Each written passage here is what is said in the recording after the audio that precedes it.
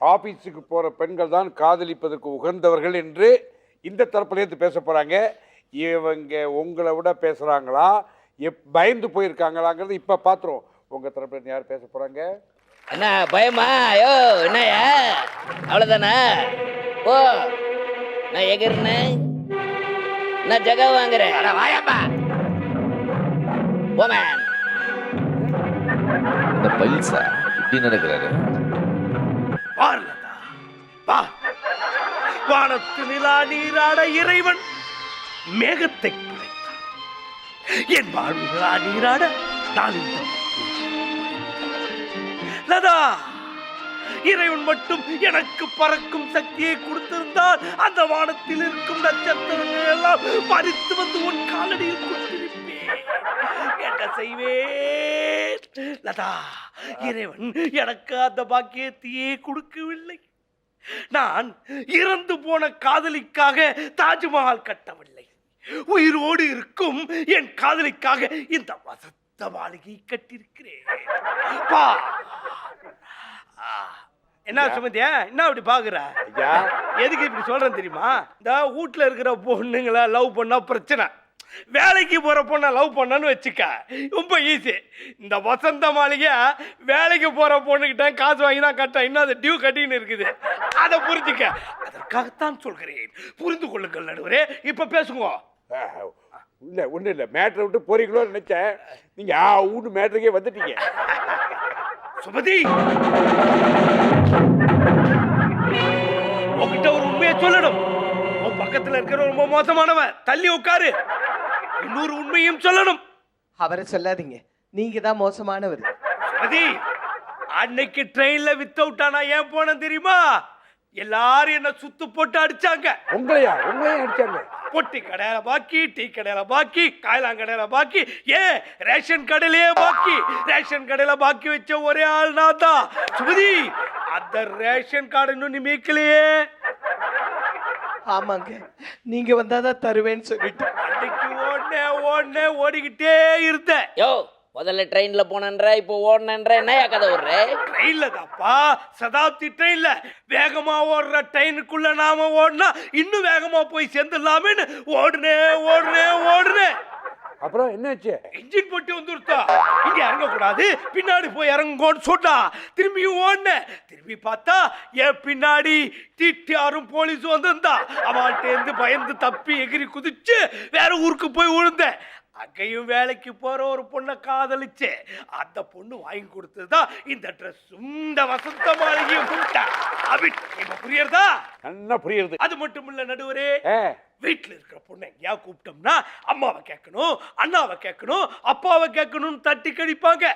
இதை வேலைக்கு போற பொண்ணை கூப்பிட்டோம்னா வீட்டுல வேலைக்கு போறேன்னு சொல்லிட்டு நம்ம கூட வந்துருவாங்க. அவங்க கையை போட்டு கைவீசம்மா, கைவீசு, பீச்சுக்கு போலாம் கைவீசு, உன் காசுல சுண்டல் வாங்கி சாப்பிடலாம் கைவீசு, உன் காசுலயே ரெஸ்டாரண்ட்ல சாப்பிடலாம் கைவீசு, உன் காசுலயே சரக்கு வாங்கி ஒக்க பண்ணிக்கலாம் கைவீசுன்னு சந்தோஷமாவும் சுகமாவும் பாடிட்டாலேலாம். இந்த சுகம் வீட்டுல இருக்க பொண்ணுகிட்ட கிடைக்குமா சொல்லுங்க? உங்களுக்கு ஒண்ணு சொல்லிக்கிறேன், வேலைக்கு போற பொண்ணுங்கள்ட்ட சாய்ஸஸ் இருக்கு. அவளை பிடிக்கலன்னா அவளோட ஃப்ரெண்ட்ஸை யாரையாவது கரெக்ட் பண்ணிக்கலாம். என்னதான் கரெக்ட்? ஆக மொத்தம் என்னை ஏமாற்றி விட்டீர்களே Gopal. No, you are wrong. நான் உட அப்புறமா கரெக்ட் பண்றேன். வேலைக்கு போற பொண்ணை காதலிச்சா என்ன அட்வான்டேஜ் கேட்டேன்னா, முத நாள் பார்த்துட்டு அவளை எப்படி இருக்கேன்னு கேட்கலாம். 2ஆம் நாள் எங்க இருக்கேன்னு கேட்கலாம். 3ஆம் நாள் என் கண்ணை உத்து பாரு அப்படி சொல்லலாம். 4ஆம் நாள் அவளுக்கு நம்ம கண்ணு பிடிச்சு கொடுத்தோம்னா தேடுவா, லவ் கன்ஃபார்ம் ஆயிடுச்சுன்னு அர்த்தம். 5ஆம் நாள் நேர லஞ்சுக்கு ஆபீஸுக்கே போய் அவளை எங்கேயாவது ஹோட்டல்ல கூட்டு போவீங்களா? நோ, அவ கொண்டு வந்திருக்க லஞ்சில் பார்ட்னர்ஷிப்பா பண்ணிப்போம். பெண்கள்கிட்ட லவ் பண்றப்போ நம்முடைய கருத்தை பிராங்கா சொல்லிடணும். அப்பதான் அவளுக்கு பிடிக்கும். இந்த பாருமா, நான் ஒரு அனாதை, எனக்கு அம்மா அப்பாவே கிடையாது, நான் பிறக்கிறதுக்கு முன்னாடியே அவ 2 பேரும் செத்து போயிட்டா அப்படின்னு சொல்லுவேன். நீங்க பிறக்கிறதுக்கு முன்னாடியே உங்க அப்பா அம்மா இறந்து போயிட்டாங்களா? எப்படி சார்? சார், இதெல்லாம் ஒரு சிம்பத்தி தானே. அவளே நம்புறா, உங்களுக்கு என்ன? சும்மா கேள்வி கேட்டு இருக்காரு. லஞ்சில் பகிர்ந்துக்கலாம், மனசுல பகிர்ந்துக்கலாம், சேலரியில பகிர்ந்துக்கலாம். இவ்வளவு அட்வான்டேஜும் வேலைக்கு போற பொண்ணுகிட்ட இருக்கு. இதெல்லாம் வீட்டில் இருக்கிற பொண்ணை காதலிச்சா கிடைக்குமோ? அத இன்டோர்ல கூலிங் கிளாஸ் போட்டுன்னு உட்கார்ந்து இருக்காரு, அவருக்கு தெரியுமா? அதனால காதலிக்க சிறந்தது வேலைக்கு போகும் பெண்கள் தான் என்று சொல்லி என் உரையை முடித்துக் கொள்கிறேன். இப்ப எவ்வளவு பெல் அடிச்சுங்க. சிம்மக்குரலோன் அவருடைய கருத்தை ஆணித்தரமாக அடித்து விட்டார். ரொம்ப பிரமாதம்.